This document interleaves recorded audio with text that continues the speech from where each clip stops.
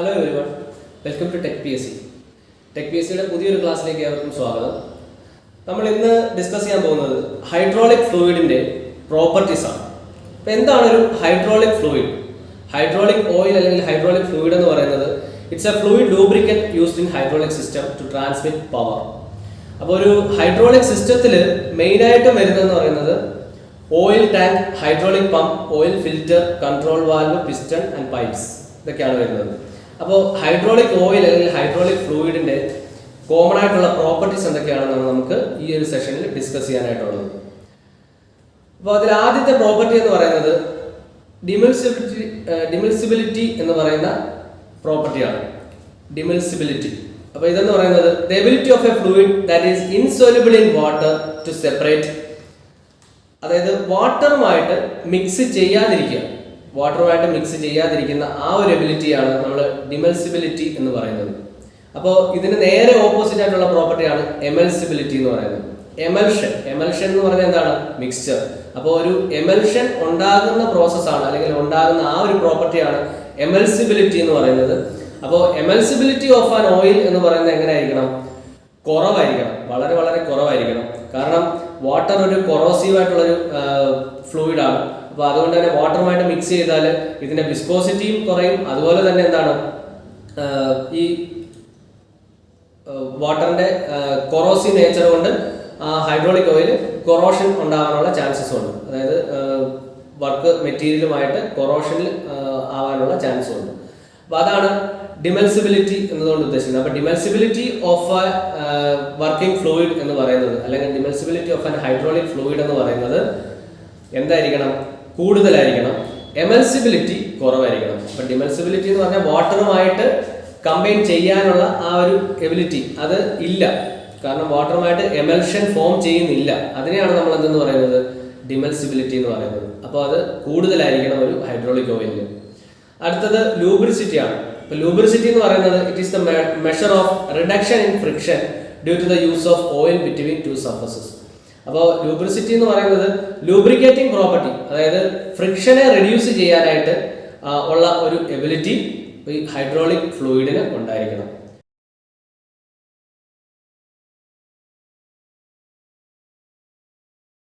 Then flash point എന്ന് പറഞ്ഞാൽ എന്താണ്?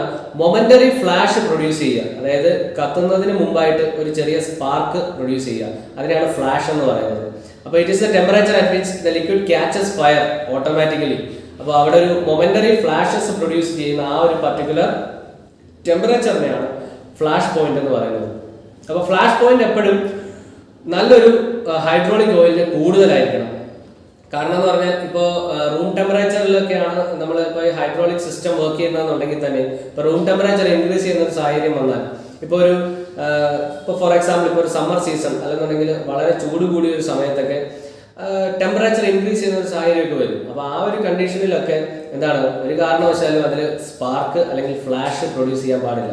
ഈ ഫ്ലാഷ് പ്രൊഡ്യൂസ് ചെയ്ത് കഴിഞ്ഞാൽ വളരെ വേഗം എന്ത് ചെയ്യും? ഈ ഒരു ഓയിൽ കത്താനുള്ള ചാൻസസ് ഉണ്ട്. അപ്പോൾ അതുകൊണ്ട് തന്നെ ഫ്ലാഷ് പോയിന്റ് എപ്പോഴും ഹൈ ആയിരിക്കണം ഒരു നല്ല ഹൈഡ്രോളിക് ഓയിലിന്. അടുത്തത് ടോക്സിസിറ്റി മിനിമം ആയിരിക്കണം. ടോക്സിസിറ്റി എന്നതുകൊണ്ട് ഉദ്ദേശിക്കുന്നത് എന്താണ്? ഇത് non toxic to human beings working with them. അപ്പോൾ അതാണ് അതിൽ മെയിൻ ആയിട്ടുള്ള ഒരു പ്രോപ്പർട്ടി എന്ന് പറയുന്നത്. ടോക്സിക് ആവാൻ പാടില്ല. ഒരു രീതിയിലുള്ള അലർജിക് ഡിസീസസോ അല്ലെങ്കിൽ ഒക്യുപ്പേഷണൽ ഡിസീസസ് ഒന്നും ഇതുകൊണ്ട് ഉണ്ടാവാൻ പാടില്ല. അടുത്തത് ലോ ഫോമിംഗ് ടെൻഡൻസി, അതായത് ഫോം എന്ന് പറഞ്ഞാൽ എന്താണ്? പതയുക. അതായത് ഈ ഓയിൽ റിസീവറിലേക്ക് തിരിച്ചു പോകുമ്പോൾ എയറുമായിട്ട് കോണ്ടാക്റ്റിൽ വരാനുള്ള ചാൻസസ് ഒക്കെ ഉണ്ട്. അപ്പോൾ ഇതുവഴി ബബിൾസ്, അതായത് ഫോം എന്ന് പറഞ്ഞാൽ എന്താണ്? ബബിൾസ് ആണ്. അപ്പോൾ ഇങ്ങനെ ഈ എയർ ബബിൾസ് ഉണ്ടായി കഴിഞ്ഞാൽ ഇതിന്റെ കംപ്രസിബിലിറ്റി ഒക്കെ അത് അഫക്റ്റ് ചെയ്യും. അപ്പോൾ അതുകൊണ്ട് തന്നെ ഫോമിംഗ് ടെൻഡൻസി എന്ന് പറയുന്നത് എന്തായിരിക്കണം? കുറവായിരിക്കണം. ഒരു ഗുഡ് ഹൈഡ്രോളിക് ഓയിൽ എന്ന് പറയുന്നത് ഫയർ റെസിസ്റ്റന്റ് ആയിരിക്കണം. ഫയർ ആക്സിഡൻസ് ഒക്കെ അവോയ്ഡ് ചെയ്യാനായിട്ട് അത് ഫയർ റെസിസ്റ്റന്റ് ആയിരിക്കണം. ദെൻ വിസ്കോസിറ്റി എന്ന് പറയുന്നത് എന്താണ്? It is the resistance offered by the liquid to flow ആണ്. അപ്പോൾ ഇത് രണ്ട് ടൈപ്പ് ഉണ്ട്. കൈനമാറ്റിക് വിസ്കോസിറ്റി ഉണ്ട്, ഡൈനാമിക് വിസ്കോസിറ്റി ഉണ്ട്. നമ്മൾ ഡൈനാമിക് വിസ്കോസിറ്റിയുടെ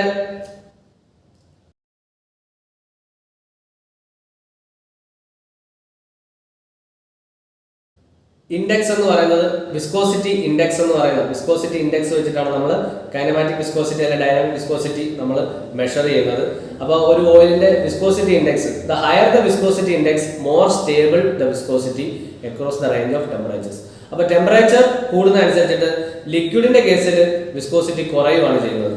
അപ്പോൾ വിസ്കോസിറ്റി എപ്പോഴും എന്താണ് ഒരു മോഡറേറ്റ് വാല്യൂവിൽ മെയിൻറ്റെയിൻ ചെയ്ത് നിൽക്കുക എന്നുള്ളതാണ് ഇതുകൊണ്ട് ഉദ്ദേശിക്കുന്നത്. അടുത്തത് കംപ്രസിബിലിറ്റി. ഫ്ലൂയിഡിന്റെ കേസ് പറയുകയാണെങ്കിൽ ഇപ്പോൾ ഗ്യാസ് വളരെ നല്ല രീതിയിൽ കംപ്രസിബിൾ ആണ്, ലിക്വിഡ്സ് ലെസ് കംപ്രസിബിൾ ആണ്. അപ്പോൾ കംപ്രസിബിലിറ്റി കമ്പാരിറ്റീവ്ലി എന്താണ് നമ്മൾ നോർമൽ ലിക്വിഡ്സിനെ അപേക്ഷിച്ച് നോക്കിയാൽ ഹൈഡ്രോളിക് ഓയിലിന് കൂടുതലായിരിക്കും.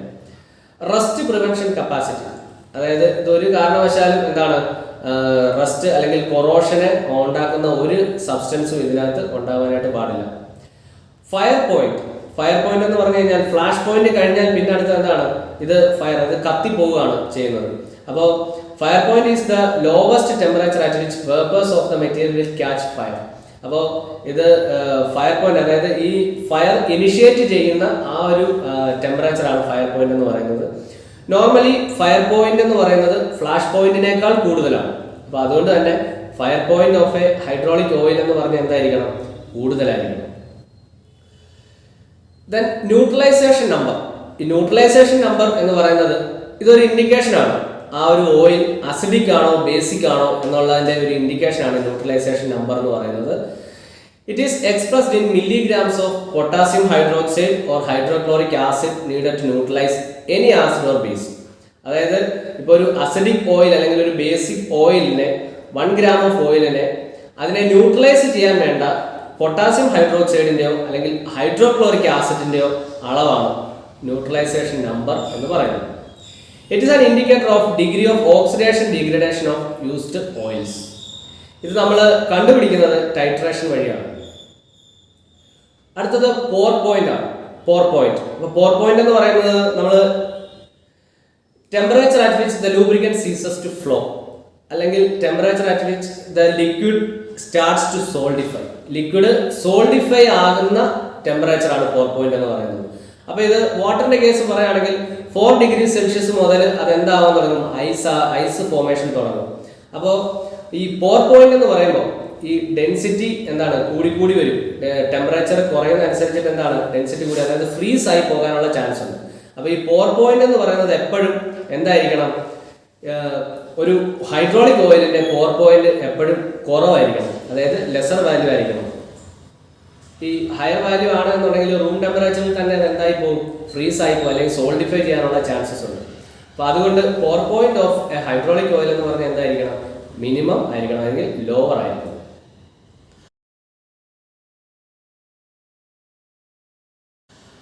ഫയർ പോയിന്റ് നമ്മൾ ഓൾറെഡി ഡിസ്കസ് ചെയ്തു. ഫയർ പോയിന്റ് എന്ന് പറയുന്നത് എന്താണ്, lowest temperature at which the material will catch fire and continue burning.